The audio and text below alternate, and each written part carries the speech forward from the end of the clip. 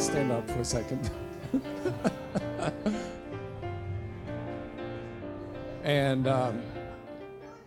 And please cover your eyes with your right hand. And with your left hand, I want you to point in the direction where you believe north is located. All right, so everybody has a direction. So look at each other and see where you're pointed. And I would say that 50% of you are directionally challenged. Haven't seen.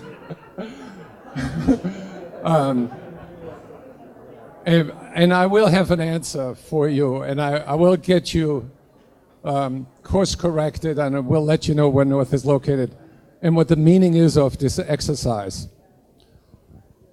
So the second thing that I need at this point is I need a volunteer. Please come up. Give him a big hand.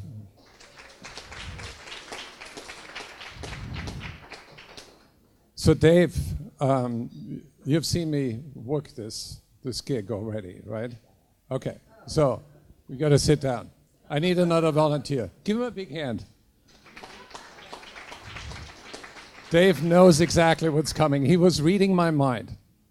No, you were the second one, so please come up. And give him a big hand. Zach. Yeah. What's your name? Zach Wilder.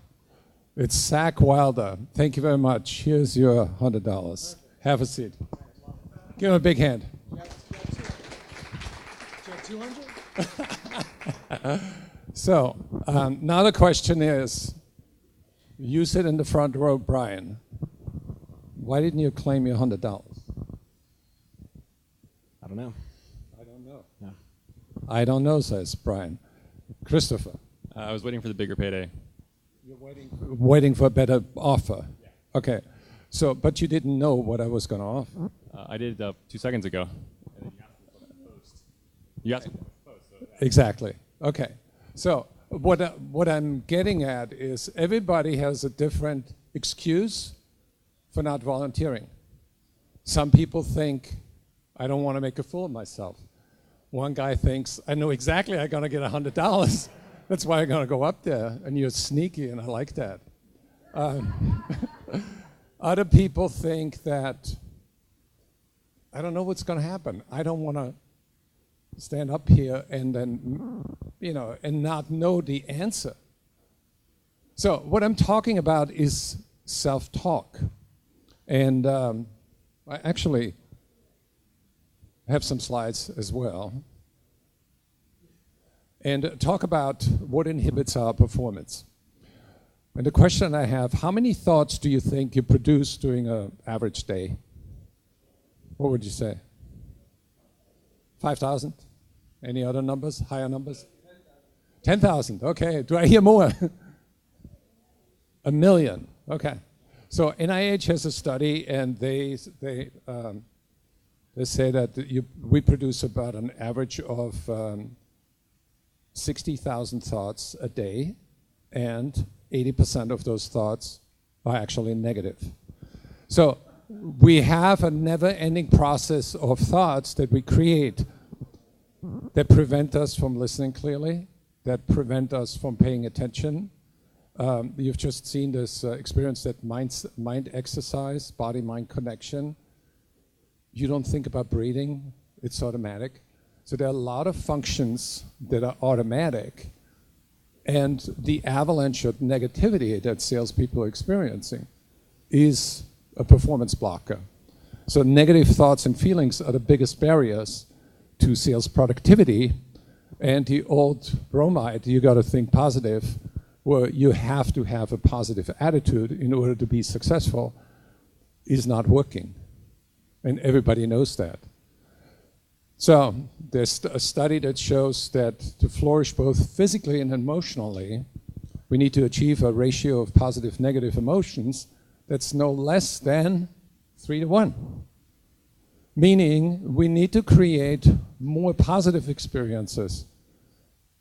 So mathematically, you need to have 100 80,000 thoughts to eliminate all those negative thoughts. And why do we want to eliminate negative thoughts? Joshua, give us a negative thought that you had today. My kids are driving me crazy. Okay, so specifically. I wish my son wasn't here right now. So I hear a little bit of resentment, I hear a little bit of anger, and I'm guessing that all the investment you have made to have a child was born out of a fantasy that it's going to pay off for you, and it didn't. A little quieter. So I totally feel your pain, and the question is, does it impact your productivity? Which, the thinking? Yeah, it definitely affects my ability to be a good parent if I'm thinking that. How about being good at sales? What do you do? I run a startup, so I'm definitely in sales. Okay, got it. How many hours a day do you work? 80? 8 hours? Yeah, a day. 8 hours a day. 7 times a day? 7 times a week? 5 days. That's good. So you're managing yourself. So there's another study, psychologists showed that and it's a Harvard Business Review article, and you can look it up, that high-performance teams actually give themselves positive feedback, and the ideal ratio is 5.6 to 1. The question is, the last time, who's in management, actually? So let's go to you, Christopher. How much positive feedback do you give your people? I hire people that can do their job, so I try to give just the positive feedback. If you can't trust them, then there's no point of having them around.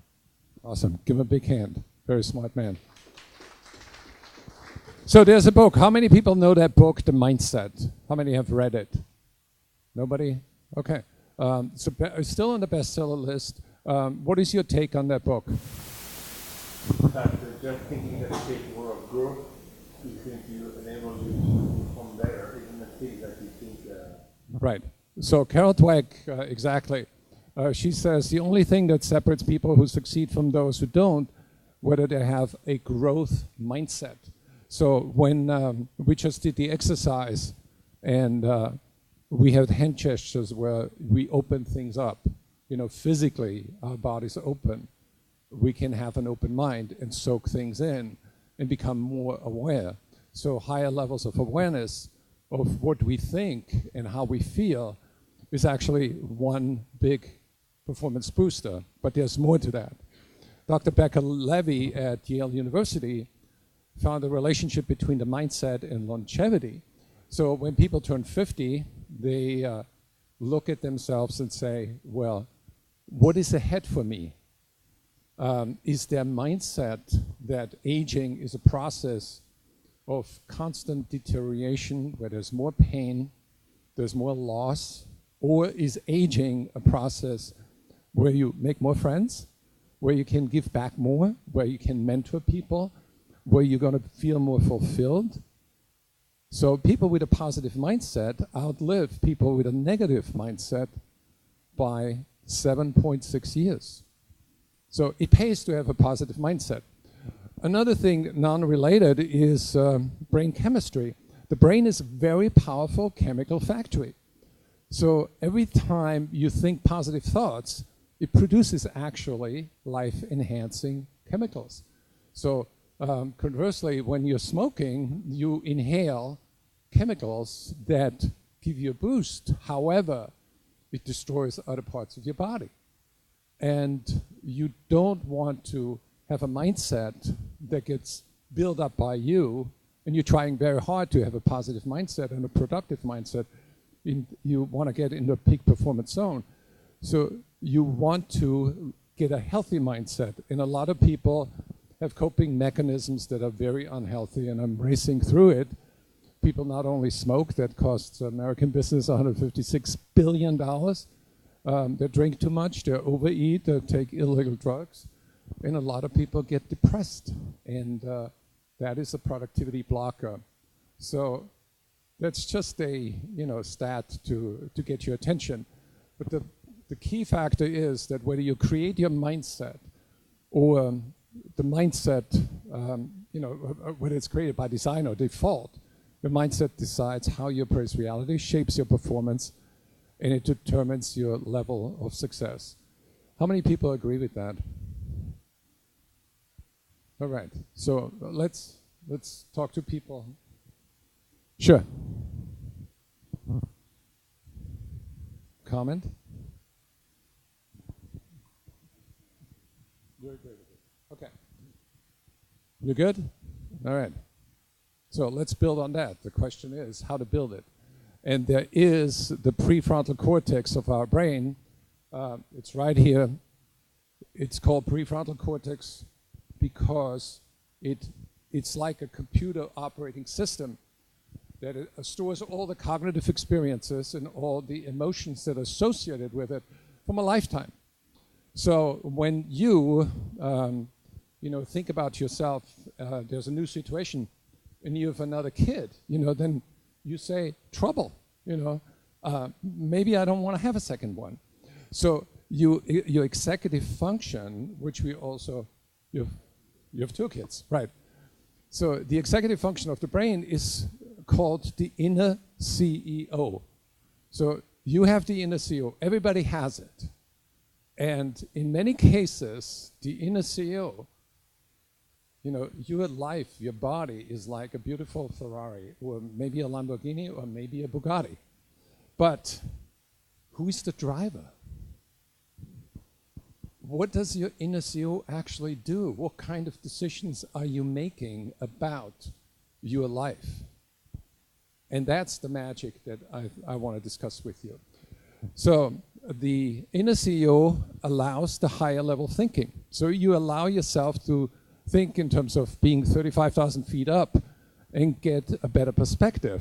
So with greater emotional detachment, your awareness will increase and ability to be highly effective in difficult situations is enhanced. So people develop a resilient mindset, and I want to show you one example. Captain Sully Sullenberger, you know him. He saved 155 lives, and it was an amazing experience for everybody in New York, but for everybody around the world. And let me share a story with you. I've researched Sullenberger, and I've ran across a salesman who was actually on that plane, and they took off from LaGuardia. And he says, he was sitting in 2B, and he had a window seat, and there was this woman sitting next to him, and they took off, and he actually saw the geese flying towards the engine, getting sucked in. They made a sound as if, you throw sneakers in a washing machine.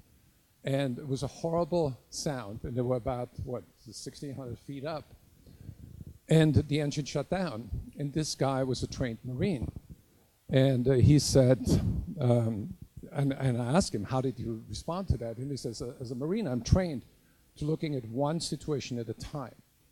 And my first priority was to pray for my family, second, to pray for myself. And then he became aware that there's a woman frightened, scared to death next to him. And he reached over and held her hand.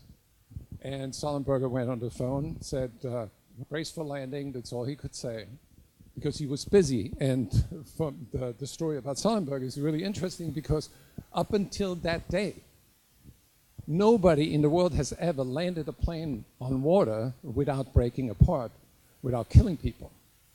But his mindset was sharp enough to shut out all the fear and focus on the task.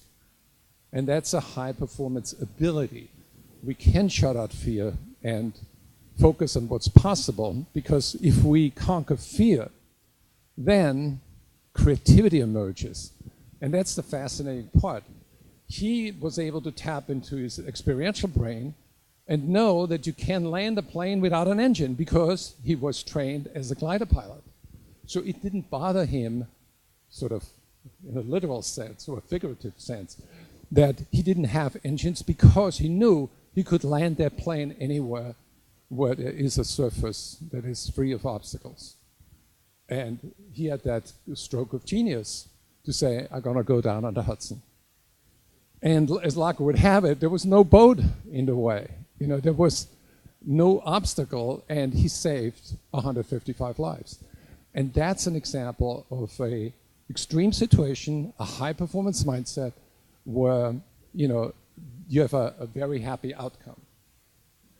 Sorry, I have a little thing, but I want to show this translated into somebody that I know well, Dave Mattson. Can we have sound on this? Okay. Can we have sound on this? No, I think we skipped that. Anyway, Dave Mattson, let me, don't worry about it. Dave Mattson is a guy who shares in the video how he increases his awareness level. He knows what's going on in the moment. So he's grounded.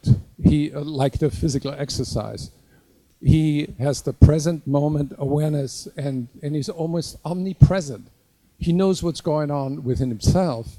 He knows what's going on in other people. He knows how they feel, and he responds, and he plays scenarios, and he doesn't get upset in a situation, in a difficult situation. So he can rescue himself. And that's the beautiful part about, and I'm going to share the video link. It's on YouTube, so you can watch that and follow that. So let me come from a different direction and explain to you quickly how a mindset is created. So we have three parts to the mindset. We have the implanted, the imprinted, and the inspired. And implanted means your parents. You know, your mother, your father, they tell you, you know, as a kid, you look up to them, and they're gods to you. They have it all figured out. They know exactly how the world works. And you think by adopting, you know, what they implanted in you, you're going to be just as successful or maybe more successful than your parents. But that's not the way it works. The implanted mindset is like a garden, and there are flowers, and there may be trees, and there are also weeds, there are also bare spots, there are also rocks. So our job in the development of the mindset is to continue to water the flowers, extend the love and share it, but also stop watering the weeds. You can make the decision also to remove the rocks, because your parents are not you. You're a different person, so you need to live your life based on your terms. The second is the imprinted mindset. What I mean by that is people get impressed by others. You know, so you think about why did you join Morgan Stanley for a second? Why did you join Morgan Stanley?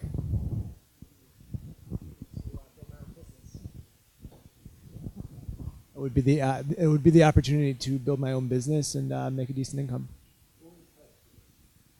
In terms of there's someone that I work with closely right now who really has a great work-life balance and is able to give great service to his clients and be with his family when he needs to.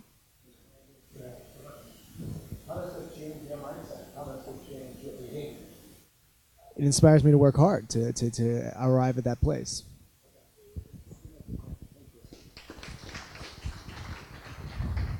So the imprinted mindset is all the impressions we get from friends, teachers, coaches, mentors. And I have another video about Jeff Gitomer where he talks about the imprinted mindset, what he learns from Earl Nightingale and how he incorporated, we become what we think about. The third one is more amazing, which is the inspired mindset. Everybody has what I call inner magic. There's not one person in the room that doesn't have it. You all are, and it may sound trite, born to win, but you all deep down believe that you're here for a very specific reason. And you have talents that you know exist, that you want to nurture. You want to be successful. You want to reach your dreams. And I've interviewed many highly successful people. I've interviewed many psychologists and psychiatrists. So I think I have a little bit of an insight in the power of dreams. So what I want to do now is have you spend the next 60 seconds,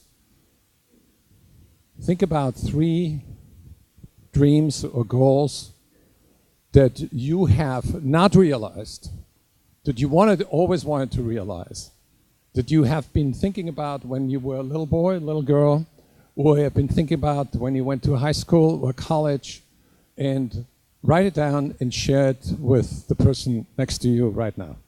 So 60 seconds of reflection.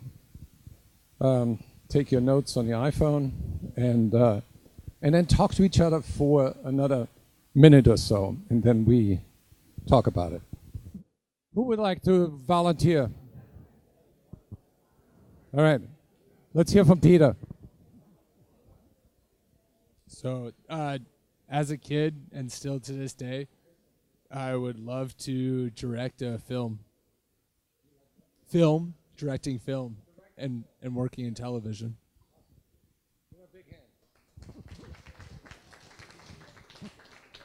So, Peter, what do you do now?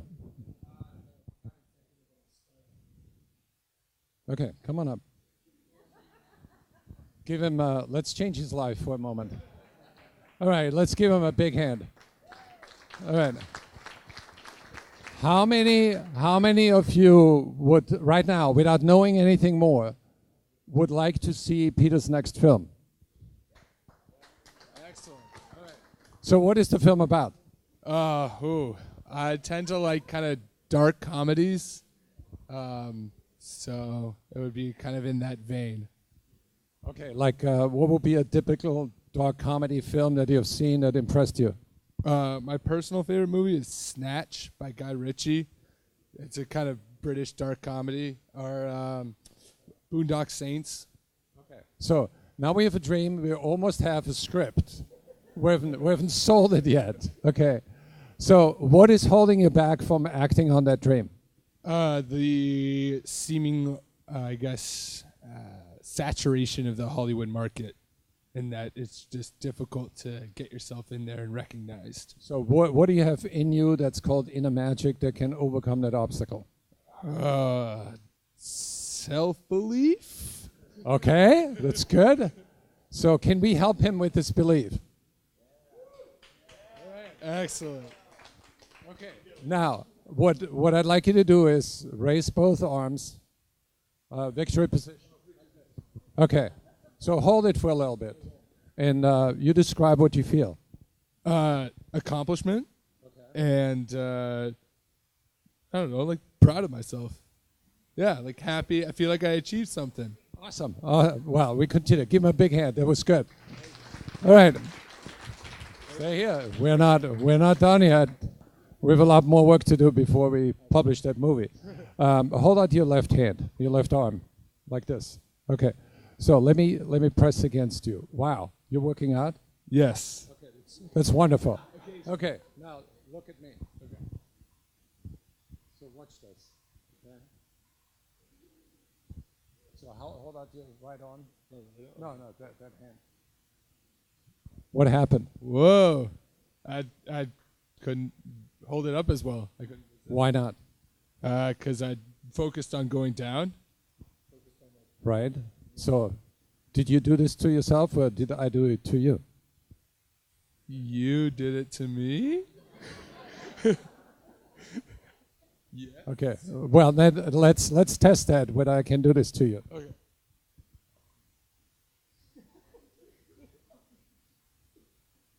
Hold it out again. Press against. What happened? You fixed me. All right, have a seat.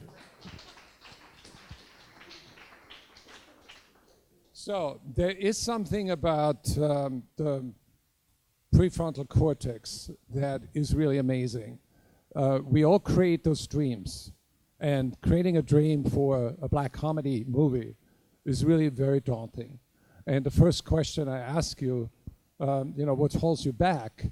And you did not say, I'm holding myself back. You said the market is holding me back. And that's a lie. The market is not doing anything to you. There was just a simulation. You think of the market, and that's what happens. Your energy goes down, and you're not acting on your dreams. And I do the opposite. I encourage you. And you say, I feel confident. You fixed me. So I'm saying, fix yourself. You can act on your dreams, and you can publish that movie and surprise us all. Everybody has that capacity. Richard Branson, we interviewed him for Selling Power. He says, I set apparently unachievable challenge and learn how to rise above him. And he has 276 companies. And nobody tells him no. Only he can say no.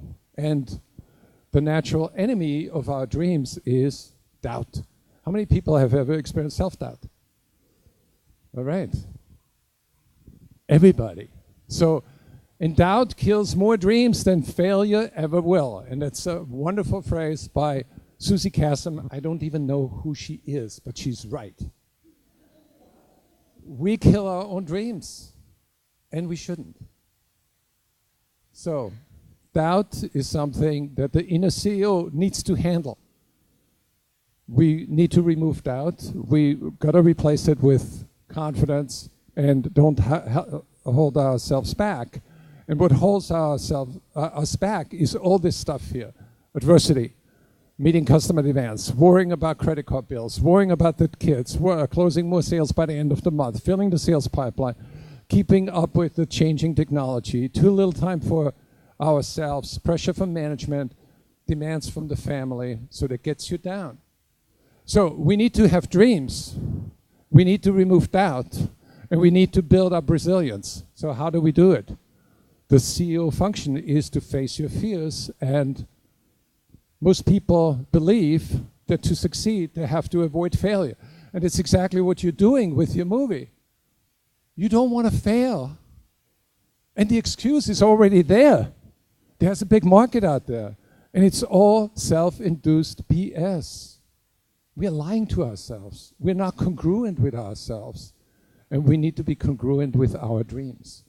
So anybody who wants to improve their sales, how many are quota-carrying salespeople? So now, let's work with David for a second, okay? Come on up. Give him a big hand. So David, what's your quota? 1.2 million. Okay, now, great. Give him a big hand. That's big quota. How confident are you in reaching the quota? Well, I already hit for this last year, so my year ends in January.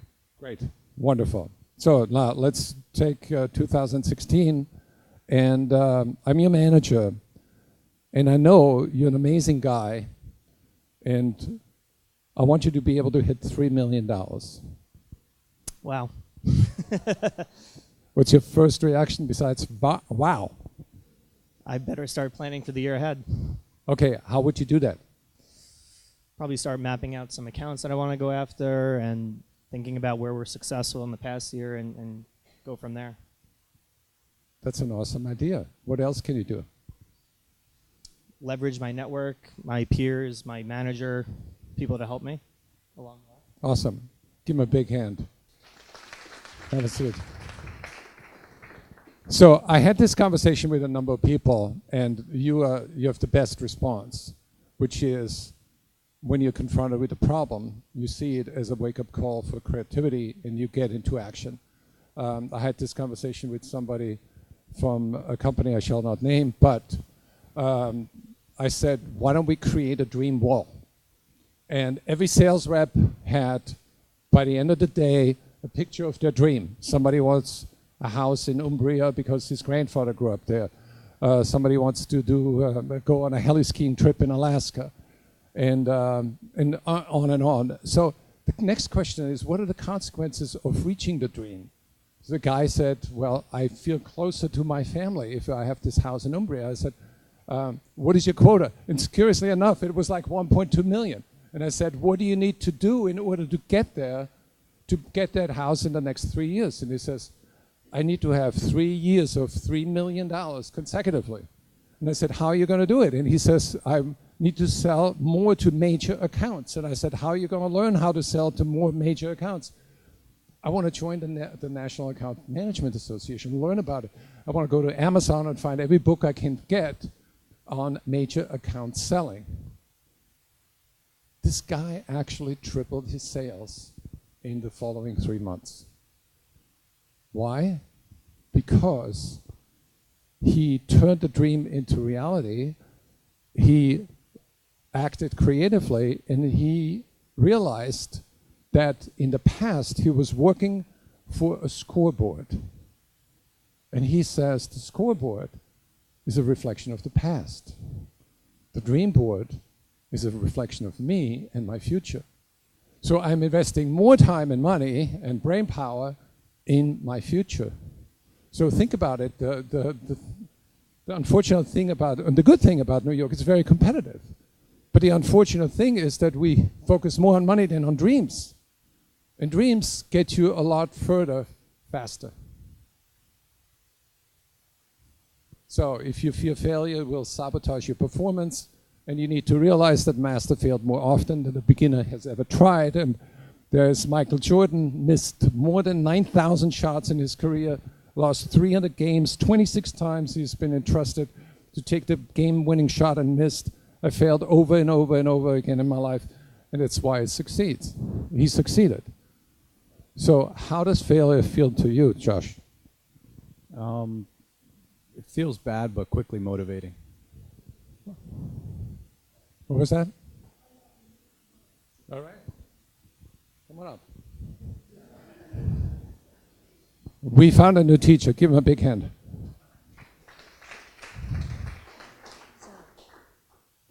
Saul Weinreich. That's correct. So tell me about your belief system. My belief system? Define the question, please. About success. About success? Obviously, if you don't try, you won't succeed. Right. You have to fail to learn success. Right. I founded a tech startup.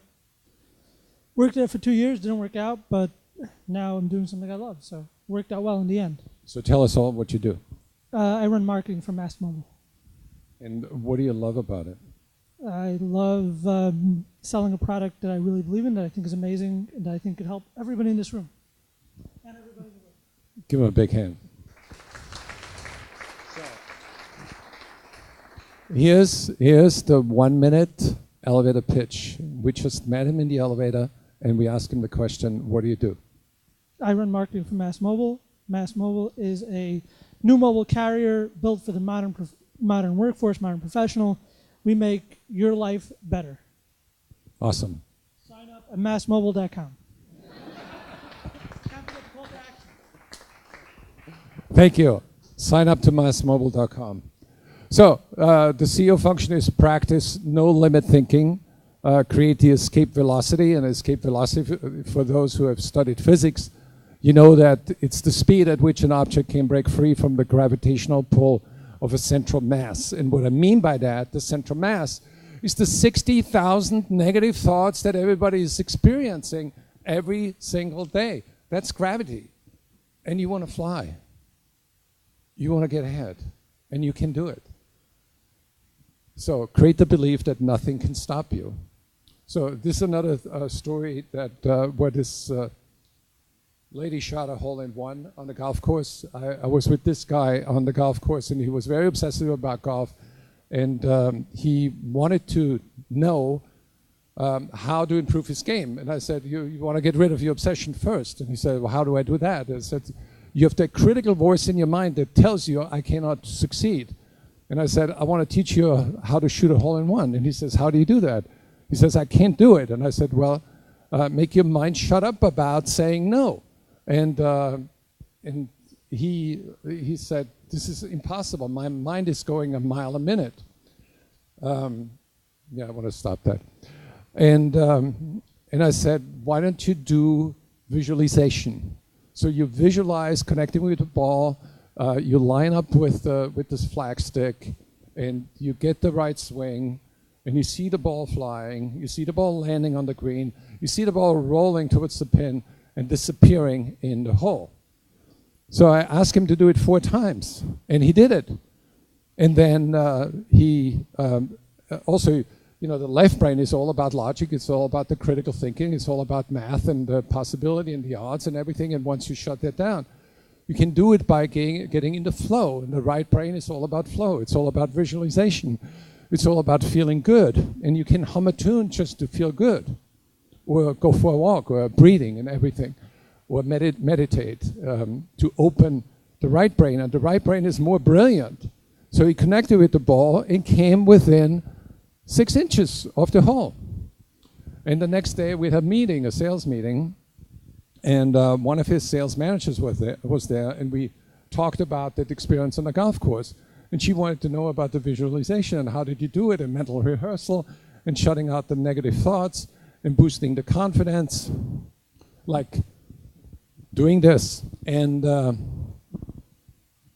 2 days later, we got an email from her, and she says, I went to the golf course with my boyfriend in Vail, and I told my boyfriend, I'm going to shoot a hole-in-one today. And he said, you're not. And I said, well, you cannot, she said, you cannot prevent me. And he said, why are you saying this? And he says, well, you have a handicap of 22, and your chances for shooting a hole-in-one is 1 in 50,000. So, and we don't have that much time to play 50,000 times until you get your hole-in-one. So he wasn't prepared for what happened. She says, watch me. So she visualized, she was on the par 3, connected with the ball, visualized that 4 times, saw the ball fly towards the pin, landed on the green, rolled on the grass, and disappeared in the hole. She had a hole-in-one. And that is what the mindset is all about. The CEO function is that the spirit soars when you work against a meaningful challenge. A resilience grows out of that. And everybody knows that. Our friend who just came up, he knows how to learn from failure. And we need to accept failure. But we need to do more than that. There are 2 qualities for the sales managers. If you want to help somebody grow, you want to show empathy. You want to show that Josh is having a bad day because he has problems with his 2 children. They're way on his mind, and he has a negative attitude. So how do I bring Josh out of the negative attitude? How can I help him think in terms of unlimited thinking, that anything is possible, even under the most adverse circumstances? So you need to show empathy. Second, you need to give people support. So if you want to take the day off and take care of a problem, do it. Make a decision. We want you to be happy. Because happy people are 31% more productive and 300% more creative. 31% more productive, 300% more creative, which is insane. So the CEO function is to support yourself. So you want to have positive and encouraging thoughts that you say to yourself over and over, and it will make a big difference on how you feel, how you act, what decisions you make, and you can use affirmations and target them to reach a specific goal. So now let's work with you again, okay? Come on up. We're going to do the black comedy movie. Okay, so we need to come up with an affirmation that's, first of all, when is that movie coming out? 2017. Okay. Way too ambitious. 2019. No, okay, let's stick with 1 year. You don't need more than 3 months to make a good black comedy movie. Sounds good. Okay. So, who is going to give you the money? Everyone here sounds like they're really big fans of this, so I feel like I have my funding right now. We have a friend, Morgan Stanley, and I hear that they have a lot of money for black movie comedy projects, right? So now we need to come up with an affirmation where you say to yourself, Peter, I can do it. I am perfectly capable of executing on my plan to create a black comedy movie by August 2017. Sounds good. I can do that. Okay, now I want you to repeat after me. Every day in every way, Every day in every way, I'm getting better and better I'm getting better and better by the decisions I make by the decisions I make and the actions I take. and the actions I take. Excellent. Give him a big hand. Thank you. So I have this friend, Dan Waldschmidt. He's written a book called The Edge. You know, he's the edgy guy. And Dan Waldschmidt is a runner. And he is relentless about high performance. And he wanted to run a 100-mile race. He has ran a marathon. 100 miles is a little bit more than a marathon. It's almost 3. And he came up with affirmations towards his goal. And he says, I can do that. And so every morning he wakes up, every day in every way, I'm getting better and better by the decisions I make, by the actions I take.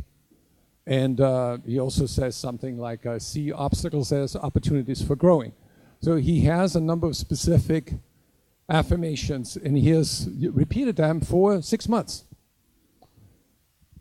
After 6 months, he ran that marathon, competed with 127 people. 19 people finished. He ended up number 1 with 24 minutes ahead of number 2. And this year, he made a goal that by July 10th, he's going to set a world record for a 300-mile race, which is, to many people, insane.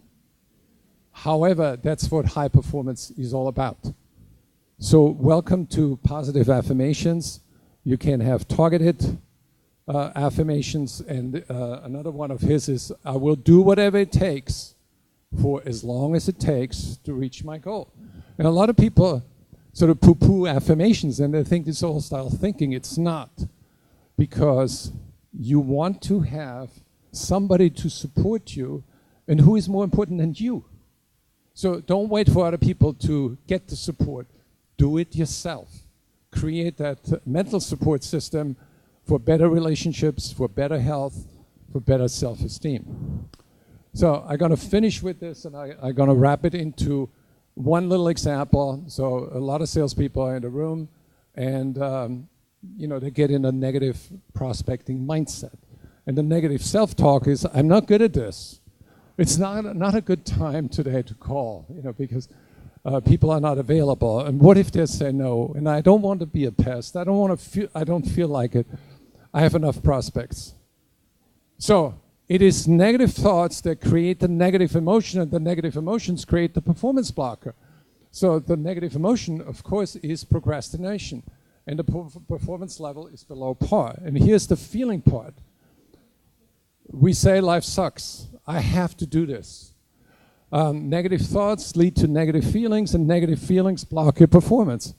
And here's the inner CEO, and here's the self-talk, and pay attention to that, because it can make you feel better in minutes.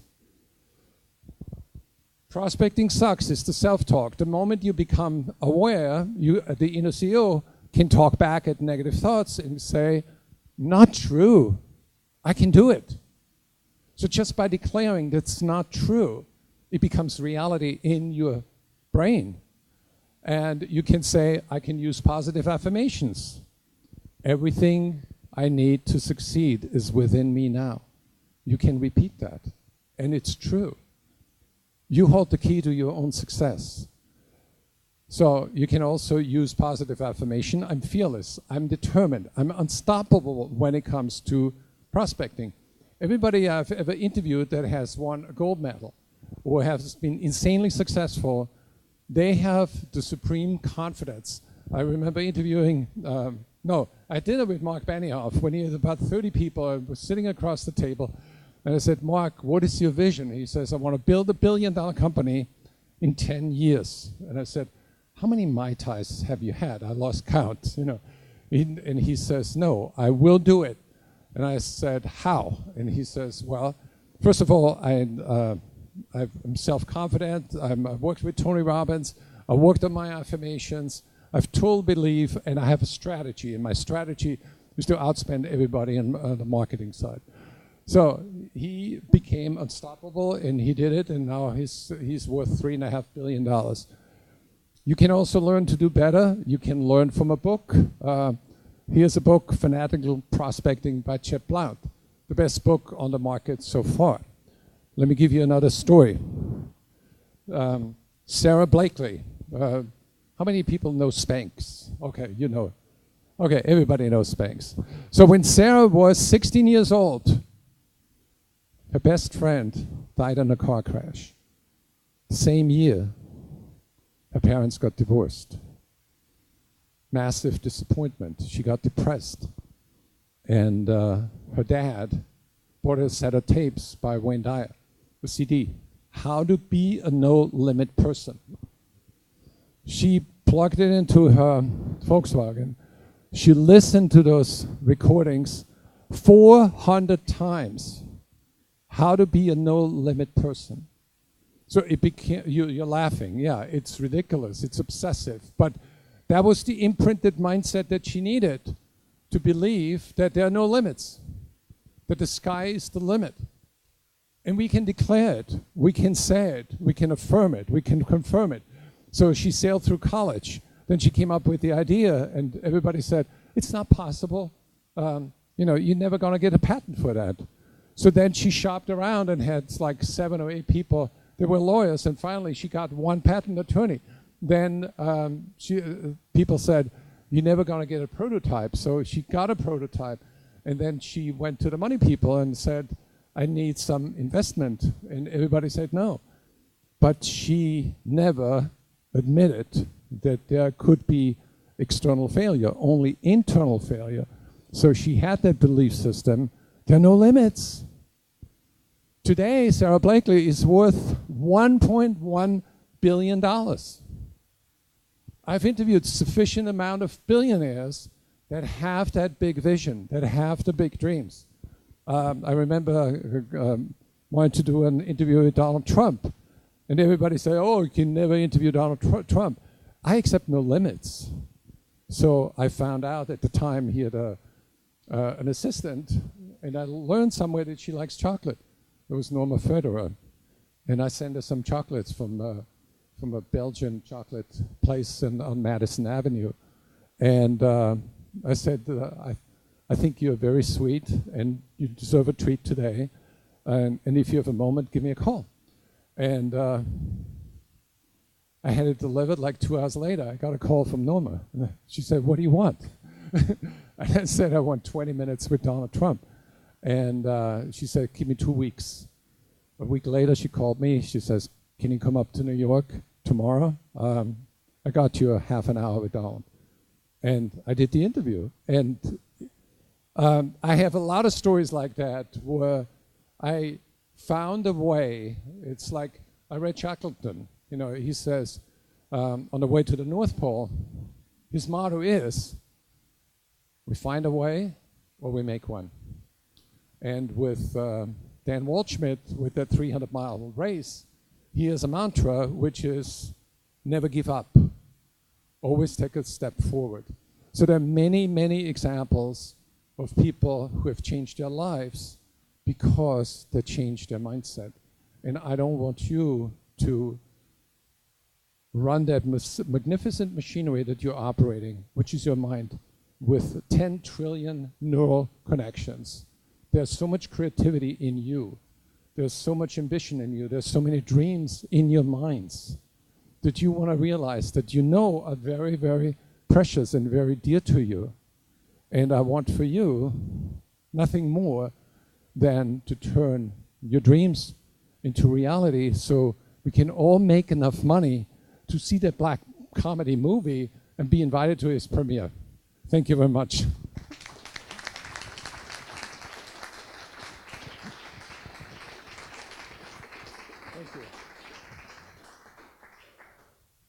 Do we have room for a couple of questions? Well, we'll leave it to one question because we're really, really towards the end of our time this evening. But if someone had a really awesome question over here, the gentleman with the glasses, what's your name? Zach. Is it better? Do you find it's better to visualize the process of getting there, or the dreams that you want? What do you think? I'm not. I heard you describe both, so I'm not quite sure. See, the more vivid you dream, the more you already get in the zone where you already think it's reality. So you want to dream as vividly as you can, so you have the feeling that you're already anticipating success and you're already feeling it. So there are a lot of salespeople that we've worked with where we give them pre and post event triggers. So you make a difficult call, so you visualize your feelings while you are in the moment. So as you walk in the door, you have a trigger affirmation where you say to yourself, I feel 10 feet tall and bulletproof. And no matter what happens, I can handle it. And I deal with everything. And I'm going to be at my best creative self in that call. So you visualize that. And then you also pre-visualize your exit. So no matter what happens, as you walk out the door, you say, I did a terrific job. And every moment I experience, I can learn from and I can do better. With every call, I'm getting better and better by the decisions I make, the actions I take. So the more vividly you visualize things, the more they become reality, and it's no BS. So it's not that you're saying focus on the process, more so than the art itself? You visualize the experience and how it feels. Let's give a round of applause again to Gerhard for being so generous with his time this evening.